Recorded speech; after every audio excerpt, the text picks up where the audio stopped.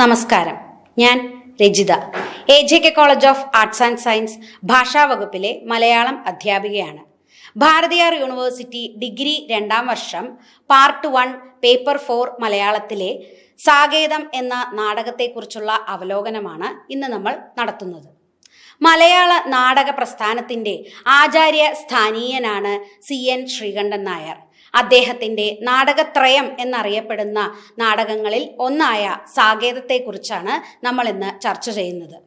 CN Sreekandan Nair ജനിച്ചത് 1928 March 31-നാണ്.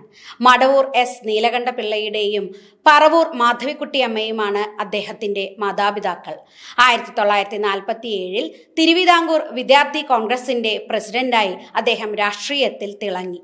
പിന്നീട് അഖിലേന്ത്യാ വൈസ് പ്രസിഡന്റായി. കൗമുദി വാരികയുടെ അസോസിയേറ്റ് എഡിറ്ററായി അദ്ദേഹം 4 വർഷം പ്രവർത്തിച്ചു. പിന്നീട് ദീനബന്ധു വാരികയുടെ ചീഫ് എഡിറ്ററായി 1958 മുതൽ 64 വരെയുള്ള 6 കൊല്ലം അദ്ദേഹം ജില്ലാ ഇൻഫർമേഷൻ ഓഫീസറായിരുന്നു. അതിൽ പിന്നെ കേരളഭൂഷണത്തിൻ്റെ ചീഫ് എഡിറ്ററായി അയ്യപ്പ സേവാ സംഘത്തിൻ്റെ സെക്രട്ടറിയായും അദ്ദേഹം പ്രവർത്തിച്ചിട്ടുണ്ട്. ഇതേ തുടർന്ന് 70കളിലാണ് ശ്രീകണ്ഠൻ നായരുടെ പ്രസിദ്ധമായ നാടകത്രയത്തിലെ സാകേതവും ലങ്കാലക്ഷ്മിയും പ്രസിദ്ധീകൃതമാകുന്നത്. CN, G ശങ്കരപ്പിള്ള, കാവാലം എന്നിവരുടെ രചനകളാണ് മലയാള നാടകവേദിയുടെ രൂപഭാവശില്പത്തെ മാറ്റിമറിച്ചത്. തനത് നാടകവേദി എന്ന ആശയം CNൻ്റേതായിരുന്നു. 1967 ശാസ്താംകോട്ടയിൽ നടന്ന ആദ്യത്തെ നാടകക്കളരിയിൽ M ഗോവിന്ദൻ തനത് നാടകവേദി ഒരു ചർച്ചാ വിഷയമായി അവതരിപ്പിച്ചു. പിന്നീട് കൂത്താട്ടുകുളത്ത് ചേർന്ന നാടകക്കളരിയിൽ CN ശ്രീകണ്ഠൻ നായർ തനത് നാടകവേദി എന്ന സങ്കല്പത്തെക്കുറിച്ച് ഒരു പ്രബന്ധം അവതരിപ്പിക്കുകയും താൻ രചിച്ച കലി എന്ന നാടകം അവിടെ അവതരിപ്പിക്കുകയും ചെയ്തു. രാമായണ കഥയെ ആസ്പദമാക്കി രചിച്ച നാടകങ്ങളാണ് കാഞ്ചന സീത, സാകേതം, ലങ്കാലക്ഷ്മി എന്നിവ. സീതാ അപഹരണ കഥയാണ് ലങ്കാലക്ഷ്മിയിലെ പ്രമേയം. മണ്ഡോദരിയാണ് പ്രധാന കഥാപാത്രം. സ്ത്രീ കഥാപാത്രങ്ങൾ ശക്തരായി രംഗത്തു വരുന്ന ഈ നാടകം അന്ന് വളരെയധികം ശ്രദ്ധയാകർഷിച്ചിരുന്നു. കാഞ്ചനസീതയിൽ രാമനാൽ കാട്ടിൽ ഉപേക്ഷിക്കപ്പെട്ട് കഷ്ടത അനുഭവിക്കുന്ന സീതയെയാണ് പ്രധാന കഥാപാത്രമായി അവതരിപ്പിക്കുന്നത്. ഭാരത സ്ത്രീത്വം ഇതിൽ നിറഞ്ഞു നിൽക്കുന്നു. ഈ പ്രമേയമെടുത്താണ് G അരവിന്ദൻ കാഞ്ചനസീത എന്ന സിനിമ സംവിധാനം ചെയ്തത്. സ്ത്രീ സമത്വത്തിനു വേണ്ടി വാദിച്ച വ്യക്തിയായിരുന്നു CN ശ്രീകണ്ഠൻ നായർ.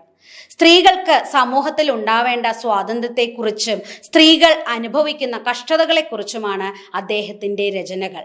കാഞ്ചനസീത, ലങ്കാലക്ഷ്മി എന്നിവ കൂടാതെ നഷ്ടക്കച്ചവടം, മധുവിധു, ആക്കനി തിന്നരുത് എന്നിവ ഈ ഗണത്തിൽ പെടുന്നു. ദാരിദ്ര്യം, രാജഭക്തി എന്നീ വിഷയങ്ങളെ ആധാരമാക്കി CN രചിച്ച നാടകങ്ങളാണ് സ്നേഹം, ഭക്തി എന്നിവ. ഏട്ടിലെ പശു, മാന്യതയുടെ മറ എന്നിവ അദ്ദേഹത്തിൻ്റെ പ്രഹസനങ്ങളാണ്. ലങ്കാലക്ഷ്മി, കാഞ്ചനസീത എന്നീ നാടകങ്ങളുടെ രചയിതാവായ CN ശ്രീകണ്ഠൻ നായർ രചിച്ച ഒരു ശാപകഥയുടെ നാടകീയ ആവിഷ്കാരമാണ് സാകേതം.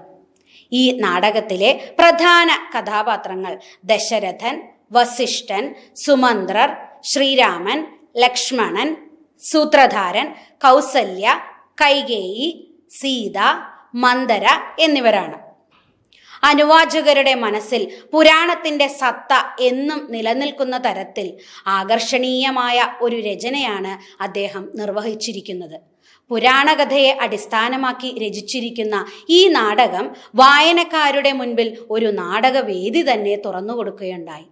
1969 മാർച്ച് 13-നും 1975 ഫെബ്രുവരി 7-നും ഏതാനും കലാകാരികളും കലാകാരന്മാരും ചേർന്ന് ഈ നാടകം വേദിയിൽ അവതരിപ്പിക്കുകയുണ്ടായി. ഗ്രന്ഥകാരൻ്റെ വർണ്ണനാ മികവും കലാബോധവും പരമാവധി പ്രതിഫലിക്കുന്ന കൃതികൾ നമുക്ക് കണ്ടെത്താൻ കഴിയും. അത്തരത്തിൽ ഗ്രന്ഥകാരൻ്റെ മികവ് ഏറെ പ്രകടമാകുന്ന ഒരു രചനയാണ് സാകേതം. നമുക്ക് നാടകത്തിൻ്റെ കഥ തന്തുവിലേക്ക് കടക്കാം. അയോധ്യ വാണരുളിയിരുന്ന ദശരഥ മഹാരാജാവിന് പുത്രസൗഭാഗ്യം ലഭിക്കാതെ വന്നപ്പോൾ അദ്ദേഹം ഒരു യാഗം നടത്തുകയുണ്ടായി. അതിൻ്റെ ഫലമായി അദ്ദേഹത്തിന് പുത്രന്മാർ ഉണ്ടാവുന്നു. കൗസല്യയ്ക്ക് രാമനും കൈകേയിക്ക് ഭരതനും സുമിത്രയ്ക്ക് ലക്ഷ്മണ ശത്രുഘ്നന്മാരും ജനിച്ചു. നവയൗവനത്തിൽ തന്നെ മിഥിലാധിപനായ ജനകന്റെ പുത്രിമാരെ അവർ വേൾക്കുകയും ചെയ്തു. രാമന് യൗവരാജ്യം നൽകാനുള്ള അഭിഷേകത്തിന്റെ ഒരുക്കങ്ങളോടുകൂടിയാണ് സാകേതം എന്ന നാടകം ആരംഭിക്കുന്നത്. മനുഷ്യ മനസ്സിന് ഒരു നിമിഷത്തേക്കെങ്കിലും ഉണ്ടായിപ്പോകുന്ന ചാഞ്ചല്യവും അതിൻ്റെ ഫലമായി നേരിടേണ്ടി വരുന്ന പ്രശ്നങ്ങളും അവ നമ്മെ നയിക്കുന്ന ധർമ്മസങ്കടങ്ങളിലേക്കുമാണ് ഈ നാടകം വെളിച്ചം വീശുന്നത്. ദശരഥൻ രാമനെ ഉപദേശിക്കുന്നത് ഇങ്ങനെയാണ്: മകനെ, സ്വന്തം മനസ്സിനെ കീഴടക്കുക, സാമ്രാജ്യങ്ങൾ സ്വയം കീഴടങ്ങും. എന്നാൽ ഉപദേഷ്ടാവിന് തന്നെ ഒരു നിമിഷത്തേക്കെങ്കിലും തൻ്റെ മനസ്സിനെ കീഴടക്കാൻ കഴിയുന്നില്ല. തൻ്റെ മനസ്സിൻ്റെ ആഗ്രഹങ്ങളെ, ചാഞ്ചല്യങ്ങളെ, ചാബല്യങ്ങളെ ഒന്നിനെയും കീഴടക്കാൻ കഴിയുന്നില്ല. അതിനു മുൻപിൽ കീഴടങ്ങിയത് സ്വന്തം മനസാക്ഷിയാണ്.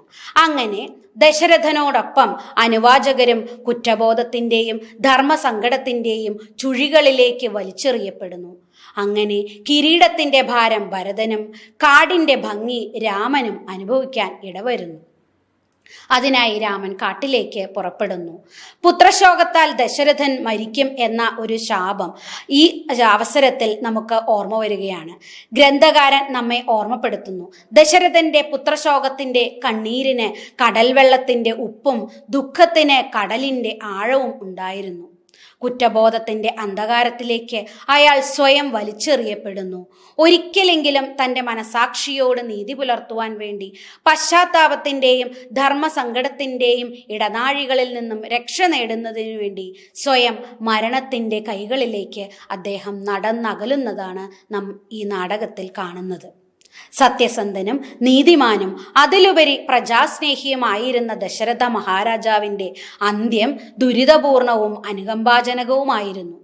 ഈ പുരാണ കഥയുടെ നാടകീയ ആവിഷ്കാരത്തിലൂടെ ഗ്രന്ഥകാരൻ മനുഷ്യ മനസ്സിന് ഒരു നിമിഷത്തേക്കെങ്കിലും ഉണ്ടാകുന്ന ചാഞ്ചല്യവും അമിത ആഗ്രഹങ്ങളും ഇവ മർത്യന് നൽകുന്ന ധർമ്മ സങ്കടത്തിൻ്റെ പാതയും തുടർന്ന് അവൻ എത്തിച്ചേരുന്ന കുറ്റബോധവും അവസാന വാസസ്ഥലമായ മരണവും ആകർഷകമായ ഭാഷയിലും വർണ്ണനാ മികവോടെയും നമുക്ക് മുന്നിൽ അവതരിപ്പിക്കുന്നു.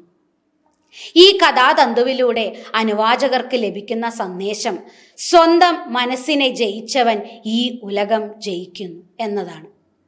ഇതിലെ കഥാപാത്രങ്ങൾ: ദശരഥൻ കൗസലാധിപൻ, വൃദ്ധനെങ്കിലും ഓജസ്വിയാണ്; വസിഷ്ഠൻ കുലഗുരു; സുമന്ത്രർ മന്ത്രി; ഗുഹൻ ദശരഥ മഹാരാജാവിൻ്റെ കാനനത്തിലെ ഉറ്റ തോഴൻ; ശ്രീരാമൻ കൗസല്യയുടെ പുത്രൻ, കോസലത്തിനും ദശരഥനും പ്രിയൻ; ലക്ഷ്മണൻ സുമിത്രാപുത്രൻ, സൂത്രധാരൻ, രാജഭടൻ; കൗസല്യ വാർദ്ധക്യത്തിലേക്ക് കടക്കുന്നു, ദശരഥന്റെ പട്ടമഹിഷി; കൈകേയി സുന്ദരി, ദശരഥന്റെ പ്രിയ പത്നി; ഭരതന്റെ മാതാവ്, യൗവനം മങ്ങിയിട്ടില്ല, സീത ശ്രീരാമപത്നി; മന്ദര കൂനിയും വിരൂപിയുമായ വൃദ്ധ. CN ശ്രീകണ്ഠൻ നായരുടെ സാകേതം ഒരു ശാപകഥയുടെ നാടകീയ ആവിഷ്കാരമാണല്ലോ. ആ ശാപകഥയാകട്ടെ സ്വന്തം ഇച്ഛാശക്തിക്ക് അതീതമായ എന്തോ ഒന്നിനാൽ പ്രേരിതനായിട്ടെന്ന പോലെ സാകേത അധിപൻ അനുഷ്ഠിച്ച പാപകർമ്മത്തിൻ്റെ പിന്തുടർച്ചയാണ്.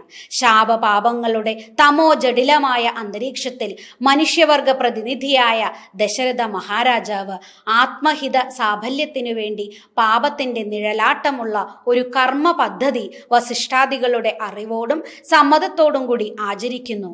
കൈകേയിയുടെയും ഭരതന്റെയും അറിവ് കൂടാതെ രാജ്യാഭിഷേകത്തിന് രാമനെ തിരഞ്ഞെടുത്ത രാജാവ് വാഗ്ദാന ലംഘനം എന്ന പാപത്തിന് അടിമയാണ്. ആ ലംഘനം വ്യക്തിപരമായ ദുരാഗ്രഹത്താൽ പ്രേരിതവുമായിരുന്നു. മനുഷ്യൻ ഇച്ഛിക്കുന്നില്ലെങ്കിലും അജ്ഞാതമായ ഏതോ ശക്തിയുടെ നിയോഗത്താൽ അവൻ എന്തിനോ പാപകർമ്മങ്ങൾ ചെയ്തുകൊണ്ടിരിക്കുന്നു. പക്ഷേ ആ പാപത്തിൽ നിന്ന് ഒരിക്കലും അവന് മോചനവുമില്ല. ദശരഥന്റെ രാമപ്രേമം കൈകേയി സംഘം പോലെ തന്നെ മോഹ ആവേശബദ്ധമാണ്, സ്വാർത്ഥ പ്രേരിതവുമാണത്, കർമ്മ അധിഷ്ഠിതവുമാണ്. അതുകൊണ്ട് തന്നെ ഇത് ദുഃഖത്തിലേക്ക് നയിക്കുന്നു. കാമചാരിയായ ഒരു രാജാവിൻ്റെ പാപവൃത്തിക്കുള്ള കർമ്മഫലമാണ് പുത്രശോകഗതമായ ദശരഥന്റെ മൃത്യു. കാമത്തിൽ നിന്നുള്ള മോചനം നേടുന്നത് വരെ ദശരഥനെ പാപഗ്രഹങ്ങൾ പിന്തുടരുന്നു. ശൂദ്രമുനിയുടെ ശാപത്തിന് ഇടയാക്കിയ മൃഗയാ വിനോദവും കാമപ്രേരിതമാണെന്ന് കാണാം. ശാപത്തിൽ നിന്ന് മോചനമില്ല, അതനുഭവിച്ചു തന്നെ തീരണം. അപ്പോൾ അതിനിടയാക്കിയ പാപത്തിൽ നിന്ന്, കാമത്തിൽ നിന്ന് മോക്ഷം ലഭിക്കുന്നു. അതുവരെ സുഖദുഃഖങ്ങളുടെ മിശ്രിതമാണ് മനുഷ്യജീവിതം. പാപഭാരം ഇറക്കി വെക്കാനുള്ള താവളമായി മാത്രം മൃത്യുവിനെ കണക്കാക്കുന്ന മനുഷ്യ പഥികന്റെ ഈ ചിത്രം വളരെ വളരെ ദയനീയമാണ്. സാകേതവും കാഞ്ചനസീതയും മനുഷ്യ കഥകൾ തന്നെ. നാടകാന്ത്യത്തിൽ ദശരഥൻ ഒറ്റയ്ക്ക് യാത്ര തുടർന്ന് നിർവാണപദം പോവുകയാണ് ചെയ്യുന്നത്. സീതാരാമലക്ഷ്മണന്മാരോടും കൗസല്യയോടും കൈകേയിയോടും ഗുഹനോടും യാത്ര പറഞ്ഞ് ഏകാന്തതയിൽ അഭയം തേടുന്ന ദശരഥൻ സ്വയം തൻ്റെ പാപത്തിന് പരിഹാരം കണ്ടെത്തുന്നു. തത്വം ബലി കഴിച്ച് വ്യക്തിയാകാൻ ശ്രമിക്കുന്നതിൻ്റെ ദുരന്തമാണ് സാകേതത്തിലെ ദശരഥൻ നമുക്ക് കാട്ടിത്തരുന്നത്. സാകേതത്തിൽ ദശരഥന് ചുറ്റുമുള്ളവർ ദശരഥന്റെ തന്നെ ദശാംശങ്ങൾ മാത്രമാണ്. നാടകത്തിൽ വസിഷ്ഠൻ കൈകേയിയോട് പറയുന്ന വാക്കുകൾ ഇത് നമുക്ക് വ്യക്തമാക്കി തരുന്നു. ദശരഥന്റെ താമസഭാവമാണ് നീ. സ്വന്തം സത്വ രജ സ്തമോ ഗുണങ്ങളെ തന്നെയാണ് ദശരഥൻ പരിണയിക്കുന്നത്. സത്യം കൗസല്യയിലും ദീര്യം സുമിത്രയിലും കൗടില്യം കൈകേയിലും നിലനിൽക്കുന്നു. വസിഷ്ഠനും സുമന്ത്രരും ഗുഹനും എല്ലാം ദശരഥന്റെ വ്യക്തിത്വത്തിന്റെ വിഭിന്ന ഭാവങ്ങളാണെന്ന് കാണുവാൻ വിഷമമില്ല. ദശരഥന്റെ ശാപഭയം തന്നെയല്ലേ മന്ദരാരൂപേണ കൈകേയിൽ ആവേശിച്ചത്.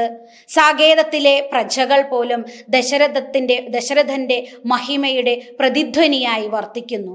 നാടകത്തിന്റെ രൂപശില്പത്തെ സാരമായി സ്വാധീനിക്കുന്ന ഒരു ഘടകമാണ് ദശരഥ വ്യഥ.